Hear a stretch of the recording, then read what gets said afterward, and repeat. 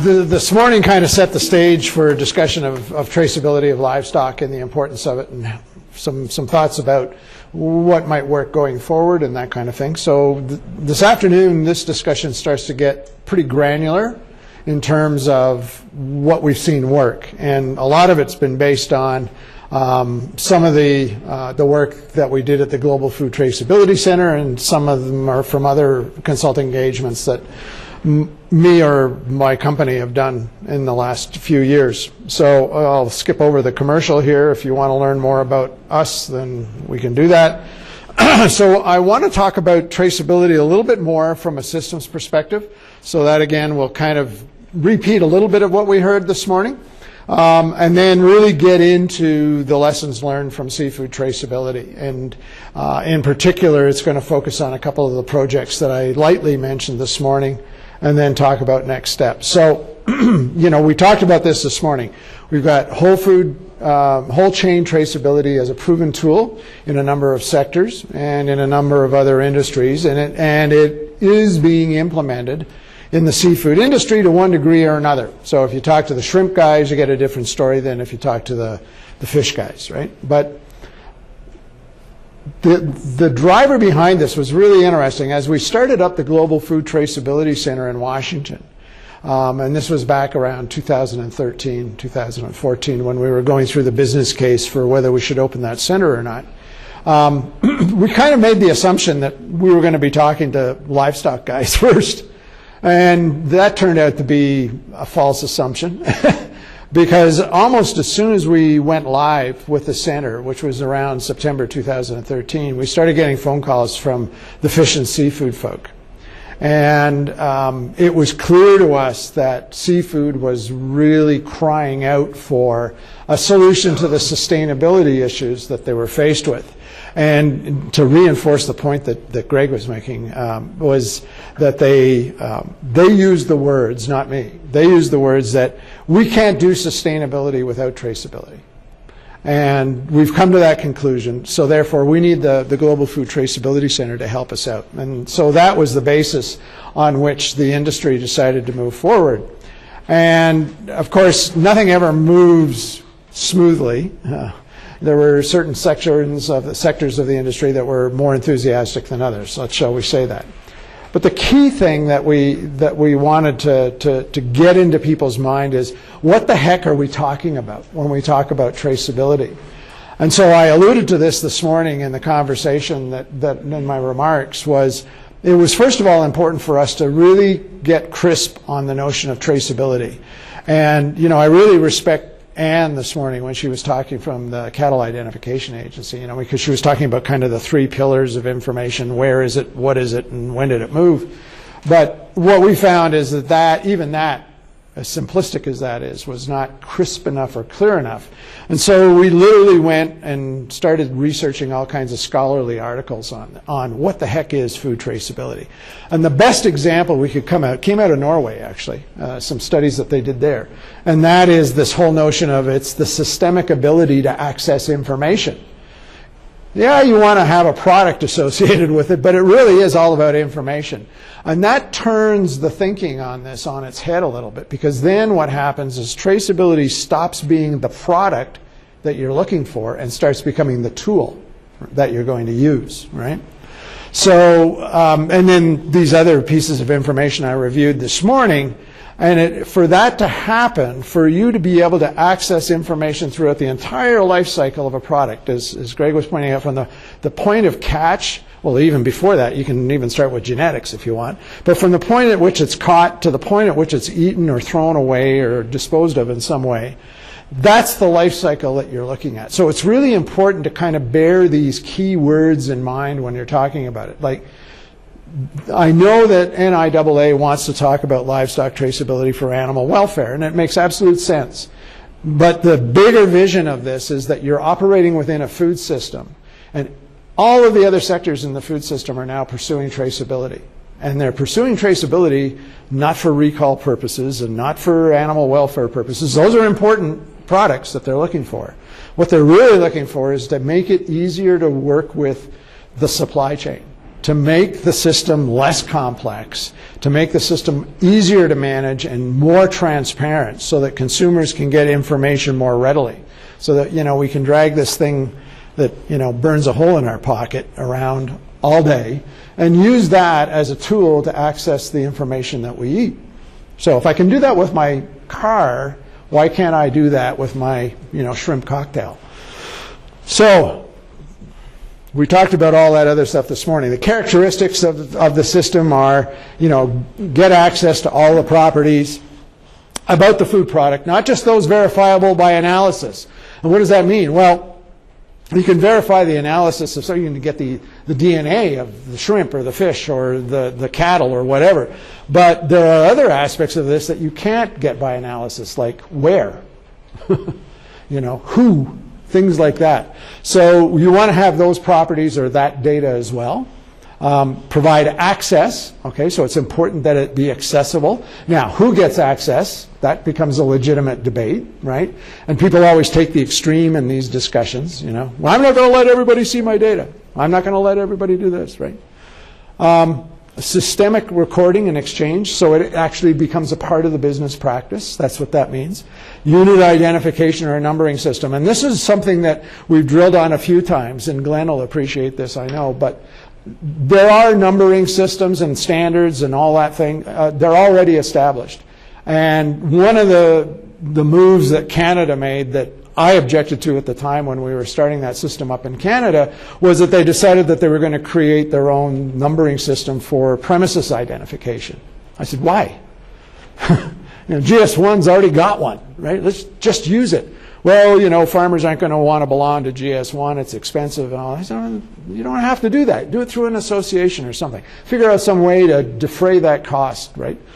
But so it's important that you start to use a standard, and people say, well, why is that? Well, you want to be talking the same language. So that a retailer, for example, let's pick, Walmart because it's nice and big, doesn't want to have a different numbering system for the fish that it gets than for the beef it gets, than the produce that it gets, and so on and so forth. Because if they have all those different numbering systems coming at their computer system, it just becomes a hash, right? And so one of the big drivers for the global food traceability system was to get to those kinds of standardized solutions. And then finally, obviously, you want to be able to physically track the product backwards and forwards from where it came and where it went. So let's get right into it. Folks in this room probably know all this information. So this is based on some information from 2014 and 2015. And you can see that aquaculture is now, in fact, I think in 2017, for the first time, aquaculture production actually came up and exceeded wild-caught fish products. The rate of growth of aquaculture is incredible, right? It started off in the early part of the century at 2.6 metric tons per year. Now it's growing at a rate of around 7.3, and it's probably higher than that now. Interestingly enough, China accounts for about 60% of all aquaculture produced in the world. So when you talk about how big the aquaculture industry is, you can understand that if China is accounting for 60% of it, that's a lot of fish, right? It's not a new phenomenon. It basically started back around 2000, 2001 in seafood. The drivers were the rapid rise of global trade around seafood and fish, fisheries management issues, a lot of concerns about overfishing in environmentally sensitive areas, but overfishing in general, right? The cod stock in Canada completely collapsed because of improper fisheries management. Food fraud and mislabeling is huge in the seafood industry, as you all may be aware, but certainly it is something that shows up in the news almost weekly.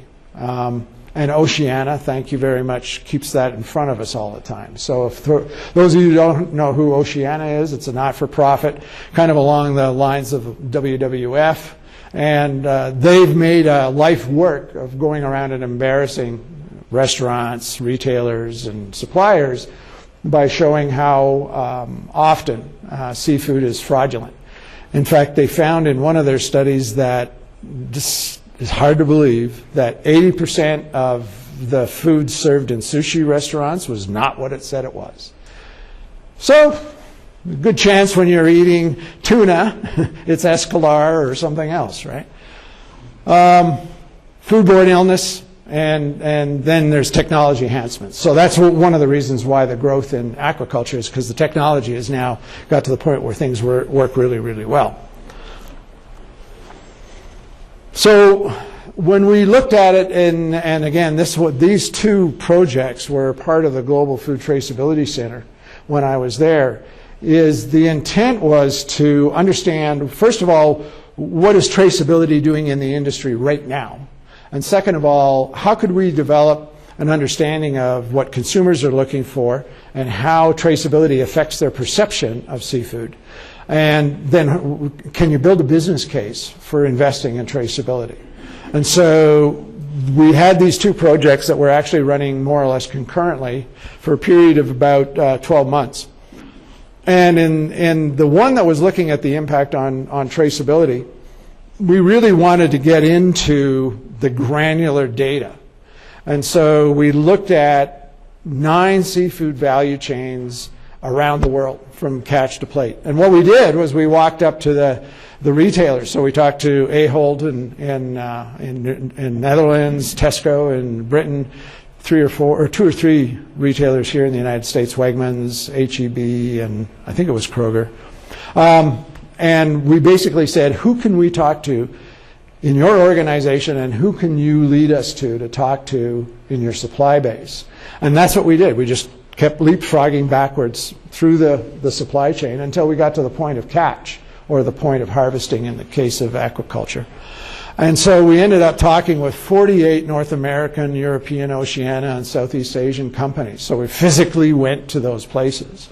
And we looked at fresh, frozen, and tinned seafood. We looked at sardines, salmon, shrimp, tuna, and mahi-mahi. And so those were the parameters of what we were looking at. And what we were trying to find out is, A, what's the business performance like when you have traceability? And B, what's the consumer perception around this? And then the third one was, is there an impact on food waste? Because food waste was starting to become a real issue, right? It is a huge issue now. So we made some observations. I mean, if you want to read about this, there is it was actually a peer review paper that was published, so I can point you to that. But the key points were that right now, commercial improvement efforts in seafood are all focused on managing growth and supply chain complexity. It's not a big surprise, but those were the big issues that the seafood industry was faced with. There is a lack of uniform traceability requirements. That means, A, there's a lack of uniformity around the regulations, which creates all kinds of issues in terms of gaps and places where people can conduct fraudulent activity. And there was a lack of harmonization or compliance around standards. And it's really, really sort of blocking and tackling stuff, to use a sporting analogy, is it's simple definitions, you know, of a species and things like that. Like, can't even agree on what we're going to call this fish. You know, so, you know, those are the kinds of things that the industry was really wrestling with. And what happens is when you've got that kind of disharmony or misalignment, is it inevitably starts to raise business costs, raise business risk, and also lowers efficiencies. You know, electronic data gathering was really kind of hit and miss. It was inconsistent, or it was weak or non-existent. Lack of data verification. So when you did have information available digitally, well, who's to know how accurate the data actually was, right? So again, another opportunity for fraud to come in. So when we saw all that, we said, okay, so we need to get some sense in all this. So what did we do? So we started to talk about it with the industry and with some government folks from NOAA. We said there's really kind of 3 categories of data. So now I'm going to take everybody down the rabbit hole with me here. So what we're talking about is what kind of data are we talking about when we talk about traceability, and when do you collect that data, right? So the three kind of categories, there's all kinds of ways to categorize the information, but the way we started is to say, first of all, there's master data, there's event data, and there's transaction data. So what's the difference between an event and a transaction? So let's talk about that a little. Master data is really the kind of data that doesn't change very often, right? The species, the genus of a Dover sole is the genus of a Dover sole is the genus. It's always the same, right? So it doesn't change very often, and it tends to apply almost universally. Yeah, it changes from time to time, but not very often. So master data tends to be about what's the product, where is it grown, and when was it moved or transformed. And those are the three things that Anne talked about from the Cattle Identification Agency from Canada. She talked about, you know, animal ID, premises ID, and some notion of movement, right? So those are sort of the three main categories of what we call master data. Then we had event data. And what is event data?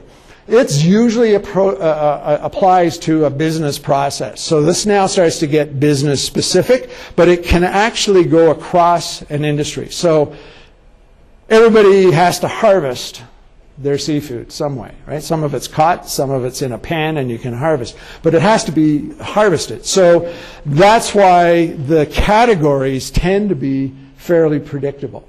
So you say creation. In other words, I'm actually putting some genetics together to create something, or I'm harvesting it, or I'm transporting it, or I'm blending it, or I'm selling it or disposing it, right? Waste. So that is really kind of encapsulates what an event is. And and we'll talk about it in a minute, we talk about what we call critical tracking events, or critical traceability events, some people call them. And this is where they tend to fall, is in here. Event data changes depending on the physical flow of the product through the system, which makes sense. Now we talk about, okay, now we're going to get down into the real nitty-gritty of day-to-day transactions, buying and selling product. And there you get lots of data, and it changes regularly, right? So you've got PO numbers, you've got lot and batch and production numbers, quantities, prices, on and on and on and on, and it's highly variable. And it's largely dependent on who you're talking to, right? Because the numbers are all different and all that kind of thing. And some are needed for compliance, right? For tax purposes or legal purposes.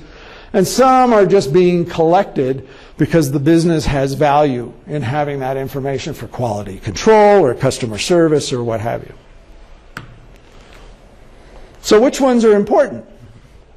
So in those three data areas of master, event, and transaction, we now talk about the key data elements, which we've been kind of focused on to this point, which are specific qualities that are attributed to a product. Critical traceability events are the events during which you collect that data, right? So that gets down into all of the things that we talked about in terms of harvesting or creation or sharing or splitting up or putting together.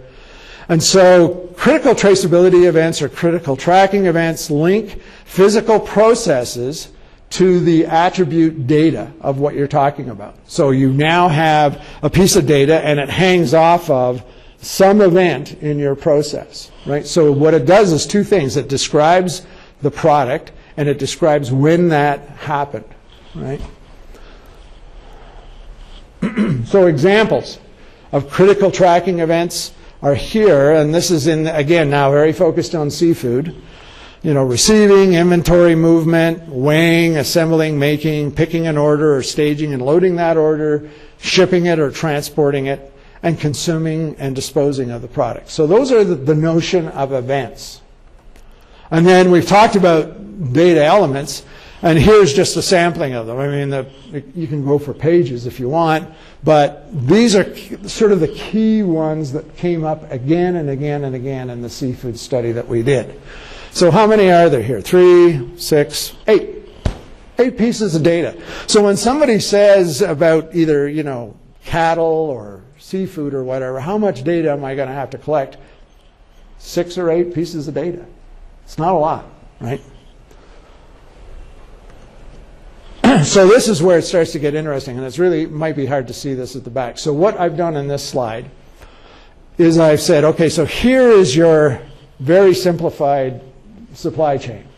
So all the way from the suppliers of feed and that kind of good stuff through the actual fishing and farming operations, downstream processors, distributors, and retailers, restaurants, etc.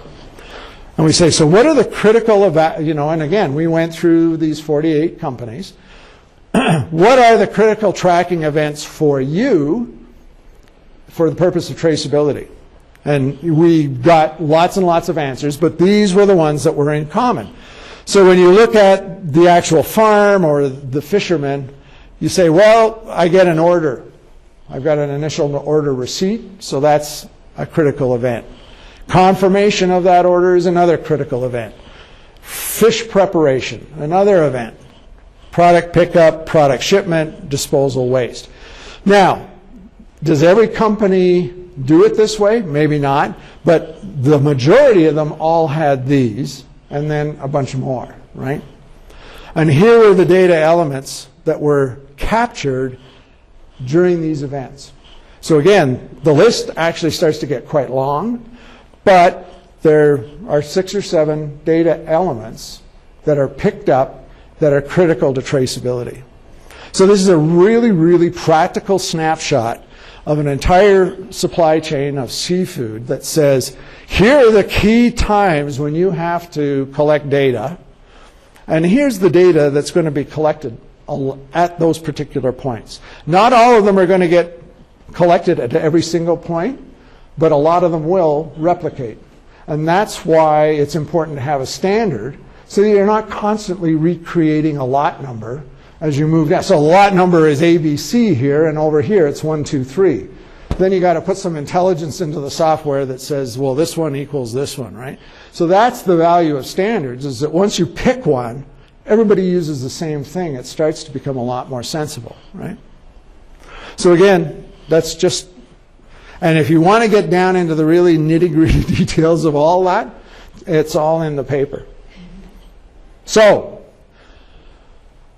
this is what I referred to this morning in terms of, traceability providing that commercial transparency, so that problems in the supply chain can be more quickly and readily identified and addressed.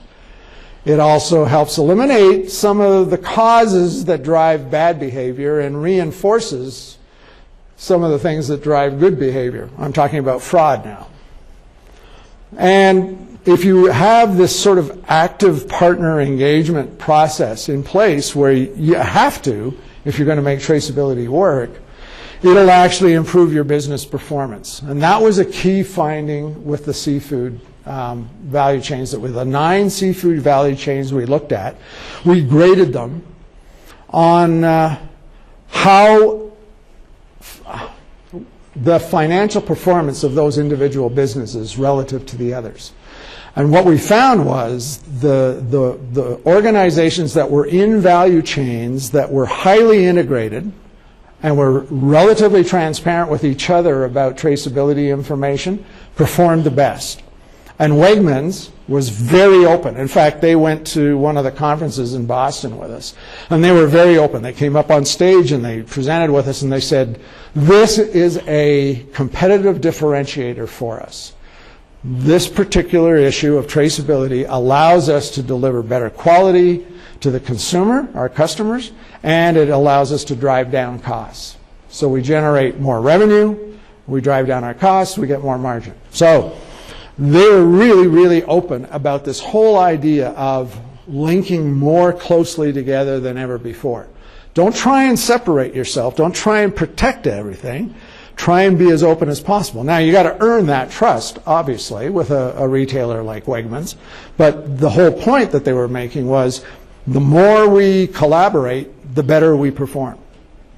I have a question. So you may get to this later, but so Wegmans was driving, that was their value chain, so they required their guys to act in a certain way. Yes. Yeah. And that's really where the consumer is leading this, like you said, is the CEO or whatever. Yeah. And it's not only acting in a certain way, Todd, it's the systems actually talk to one another. Right, so the pipes are built so the information flows seamlessly, right? And so that requires a lot of trust, right? Now, it's still permission-based. I mean, the software is designed such that you don't get to go fishing around in there to find out, well, I wonder how much they're giving my competitor for his shrimp, right? Can't do that kind of thing. But the point is that by opening up and being much more collaborative, they do that. And the reason, as you say, is that consumers are expecting to get information about the food that they eat now. And a lot of people poo-pooed that 5 years ago when we started talking about this, right?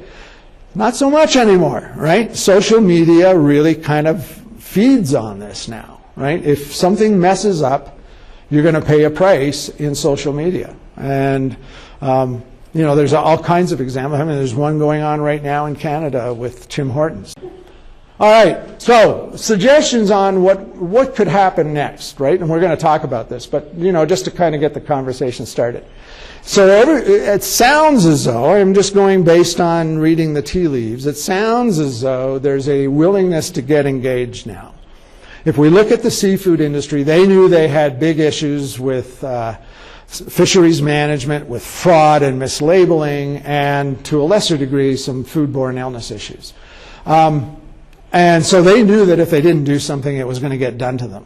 If you look at the Produce Traceability Initiative with all of the issues that they had around, you know, salmonella and listeria and, you know, all of the things that were associated with that industry. And every time you look around, you've got another melon that's getting contaminated, right? So the whole thing was that the produce industry and the seafood industry reacted before government came in and started laying on a heavy hand of regulation. It sounds as though the beef industry may be about in that spot now, right? Where it's starting to realize that if we don't kind of get our ship together, then the government is going to require us to do something, and it's going to become more costly, right? So getting engaged and actually starting to work on a solution is probably the first thing that you want to do, but it may not be that difficult a first step. But then you sort of say to yourself, well, how do we do that, right? And so that's where we start to say, okay, start looking for partners who can help you do that. There's a lot of consultants out there that'll be happy, you know, to sell you their services. But the Global Food Traceability Center is a not-for-profit division within IFT, and it's already done a ton of work around seafood traceability, so why wouldn't you just leverage that, right? They've already got lots of science papers, and they've got lots of videos and lots of tools that can actually help. And one of the tools they've got is that one that I talked to you about, the business case, right? And it's available online.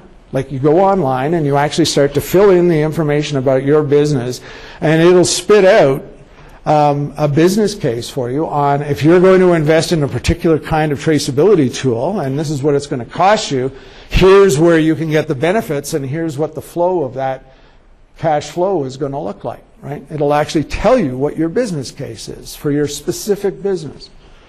So it's there. The tools are there to do it. And then the last one is that it is a tool that's going to force people to change the way they think about traceability. And I always say this to people is that, you know, it's always the sociological aspects of this that are the biggest challenge. It's never the technical issues. Technical issues we can usually solve fairly readily. We're all smart people. We can kind of figure that out. But it's in changing people's behavior that we run into problems, right? And so I think that's where an organization like NIAA is really, really helpful. If you can start to build that consensus and you start to give it a sense of momentum and inevitability, that you will then start to get people coming on board and actually trying to help you figure out what's the best way to do it. Right?